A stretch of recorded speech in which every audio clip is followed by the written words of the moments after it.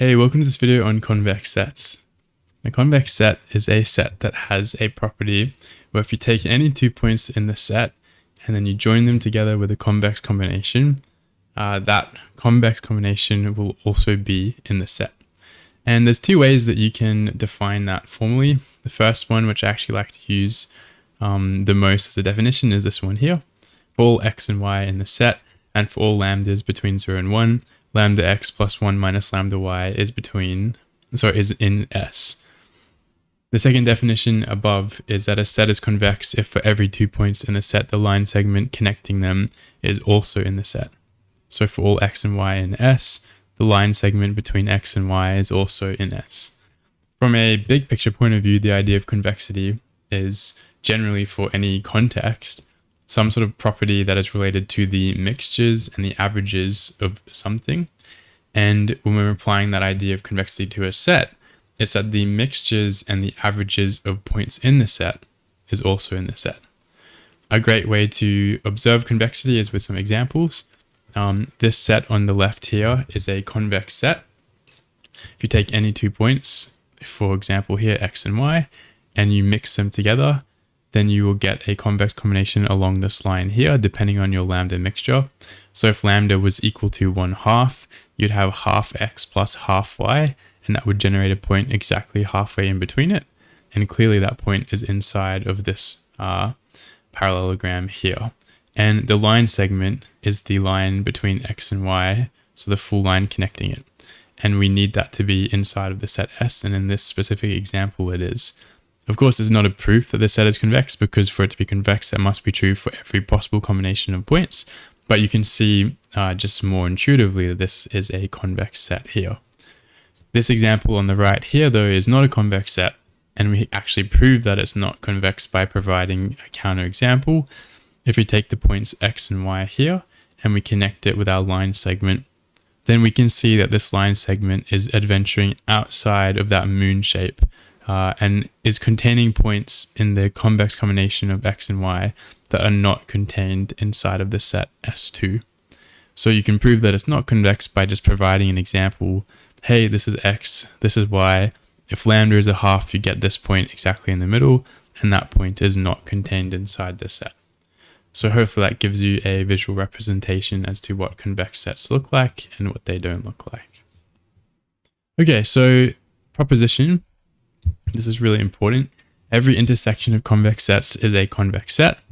So if you take a bunch of convex sets and you combine them together, creating a new set that is the intersection of those sets, we can use this proposition to know that that intersection is a convex set. So just if you aren't really remembering what an intersection is, if this is set A and set B, the intersection is the part in the middle here. And the idea of this theorem is that if A is a convex set and B is a convex set, then the intersection of A and B, that shaded region, must also be a convex set. So we can go ahead and prove that. And we need to prove it for any amount of convex sets. So this is the proof. Suppose Si is a convex set and I is an index set, which goes 1, 2, so on and so forth. And what we're doing here is generating convex sets Si, and we want to have an arbitrary amount of them. There could be 2, there could be 6, there could be 1,000. And we want to show that for any arbitrary amount, this will hold. The intersection of these sets is convex. So we're going to show that it's true for just some arbitrary amount of I inside of this index set here. Okay, so to prove that the intersection is convex, what we're considering is this thing here, which is the intersection of sets Si, where I is every element inside of this big I here. So this intersection will look like S1 intersect S2 intersect S3 all the way till it finishes. And the idea is that we're not specifying a finish so that we can show that it works in every possible case imaginable. Okay, so now we've got this context. We've assumed that these sets are convex up above, and we've got an intersection of all of these convex sets that is unspecified how many there are.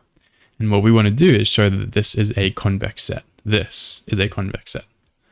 Okay, so the way that we do that is by first letting x and y belong to this intersection of sets. So that means that x and y is in S1, it's in S2, all the way on to however many sets there are based on I. So it's in all of these sets. And we know that all of these sets are convex. So therefore, every combination of x and y in between that as a line segment is a part of every individual set. So just to focus on this point here, SI is convex, which means that we can apply the definition from above, which is this, to our definition of convexity. We can apply that to this context and know that as those sets are all convex, all of the points connecting x and y are also part of those sets.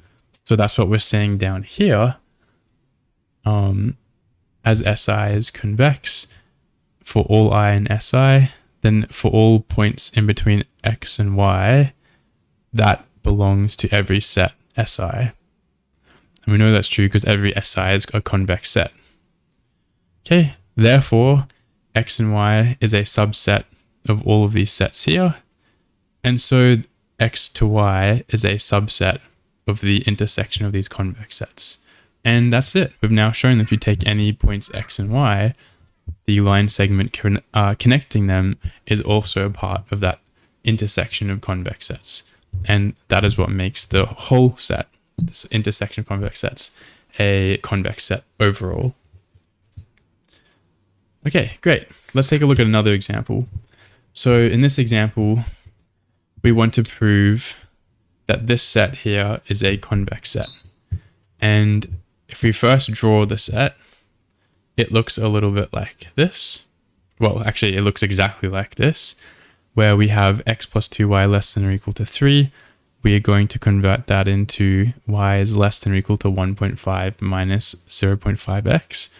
And we're going to sketch the boundary y is equal to 1.5 minus 0.5x, which is this line here. And then we are graphing all the points that are less than or equal to here, y is less than or equal to this, as what this is logically equivalent to. And that'll be all the points to the left of this line here. And then of course, x is greater or equal to 0, y is greater or equal to 0. So we are bounded inside of this triangle here to form our set S. And what we want to do in this question is prove that this is a convex set. So how can we do that? Well, we can use the theorem that we just proved before, that the intersection of convex sets is also convex. And we can represent this set here as the intersection of S1, S2, and S3, which has all of these properties in isolation. And if all of these individual sets are convex, then the intersection of these sets is also convex. And that is how we can approach this question. So S1 looks like this.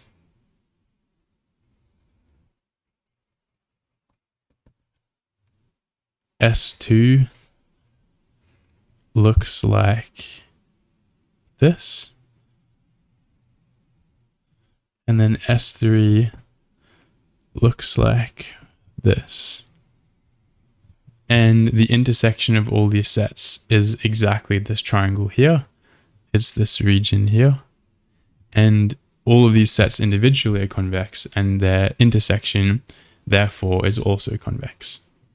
Okay, so let's prove that S1 is convex. And if you like, you can prove S2 and S3 are convex yourself. But let's show how to prove this more generally, just by taking the hardest one, S1, and showing that this is convex. So to prove that it's convex, this is what we do. Okay, first we let xy and x prime y prime belong to S1, and we let lambda belong to 0 to 1. And what we're doing is we're taking an arbitrary lambda between 0 and 1 and two arbitrary points inside of the set. And then we're going to generate the mixture of these points with lambda this plus 1 minus lambda that. And the idea is that if we show that this arbitrary mixture is also in the set, that means that the set is convex because we didn't specify specifically what lambda or points we took, which means it works for any arbitrary one, which means it works for all of them, which means that it's convex. Okay, so we let our premise be true, and what we're going to do is build up our lambda this and our 1 minus lambda that, mix them together, and show that it still satisfies the condition to be in the set. Okay, so lambda multiplied by this is equal to lambda x plus 2y less than or equal to 3 lambda. Oh, to be clear, because this point is in the set, that means from our definition up above, which I might highlight, x plus 2y is less than or equal to 3. And so now when we multiply both sides by lambda, we have this condition here. In a very similar manner, we've got this point is inside of the set, and we multiply both sides by 1 minus lambda to get this. Okay, notice that I've specified as well lambda is greater or equal to 0 and lambda is less than or equal to 1. This is really important when you multiply a inequality by a variable, because if the variable is negative or the variable is positive, it has the capacity to flip the inequality around. And we want to be extra clear that there's no flipping here. And that is true because lambda is positive. If lambda could be negative, then that would change the inequality and this would not be true. So that's why we want to be clear about stating that. That's what this red text is explaining. Okay, continuing with our proof.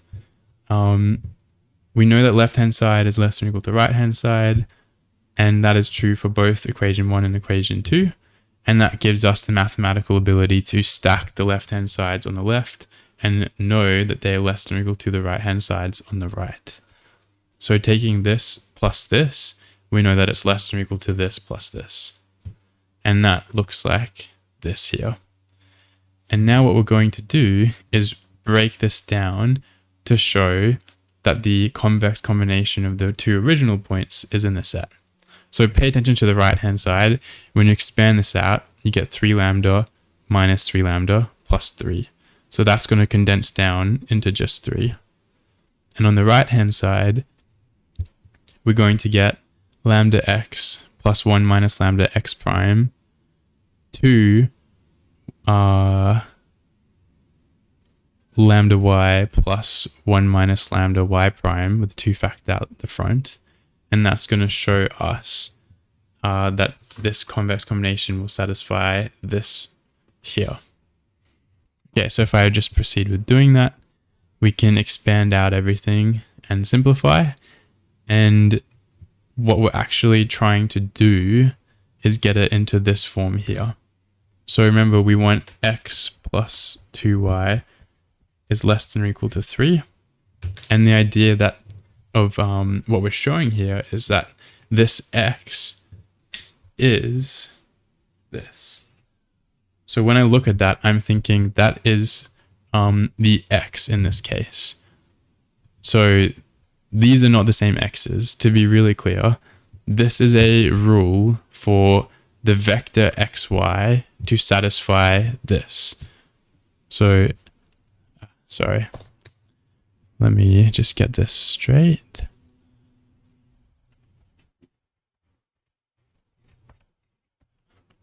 We have xy's in S1, if this is true, and x is what we're calling the first variable in this vector.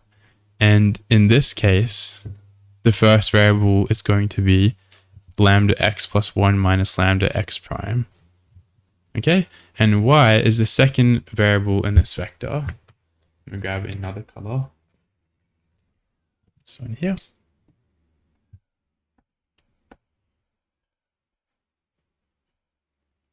We get this. And so we know that this colored here is representative of the y variable in this vector.